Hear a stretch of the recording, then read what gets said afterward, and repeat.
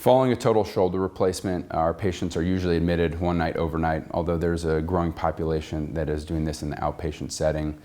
We complete the incisions in the front of the shoulder and close them up with a plastics closure and a specialized dressing that will be maintained until usually the first post-operative visit.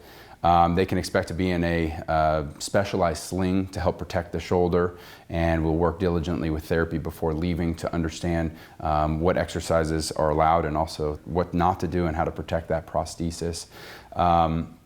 And then from a pain management perspective, we often will employ multiple different types of techniques to help control the pain. And so we offer regional blockades, which help control pain immediately following surgery, and then rely on multiple agents like narcotics, anti-inflammatories, Tylenol, anti-nerve pain agents, muscle relaxants to all calm down some of the pain and discomfort after surgery.